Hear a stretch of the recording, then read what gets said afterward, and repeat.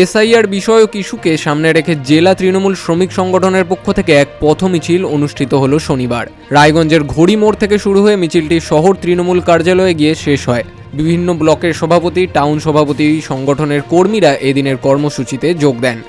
মিছিল জুড়ে সংগঠনের পক্ষ থেকে এসআইআর নিয়ে কেন্দ্রীয় সরকারের বিরুদ্ধে ক্ষোভ প্রকাশ করা হয়। শ্রমিকরা বিভিন্ন স্লোগানে রাস্তা মুখরিত করেন। এই বিষয়ে জেলা তৃণমূল শ্রমিক সংগঠনের জেলা সভাপতি রামদেব সাহানি বলেন, এসআইআরকে কেন্দ্র করে সাধারণ মানুষের মধ্যে বিভ্রান্তি তৈরি করা হচ্ছে। তিনি অভিযোগ করেন, বিরোধীরা ভুল তথ্য ছড়িয়ে শ্রমিক শ্রেণীকে আতঙ্কিত করতে চাইছে। রামদেব সাহানির দাবি, তৃণমূল কংগ্রেস শ্রমিকদের পাশে আছে এবং থাকবে। এসআইআর নিয়ে সাধারণ মানুষের ভীতি দূর করতে আগামী দিনেও বিভিন্ন প্রচারণা চালানো হবে বলেও জানান তিনি। আমাদের ভারতবর্ষের একটা সরকার চলছে, নির্বাচন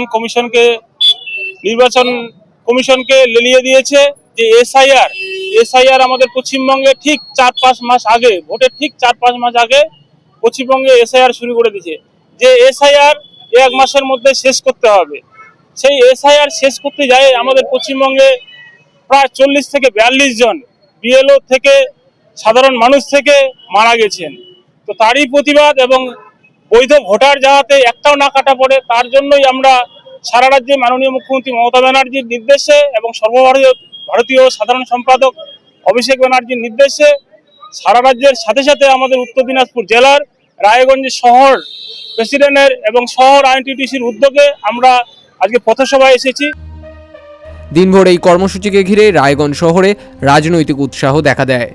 রায়গঞ্জ থেকে রামকৃষ্ণ দাসের রিপোর্ট, বিগ নিউজ বাংলা।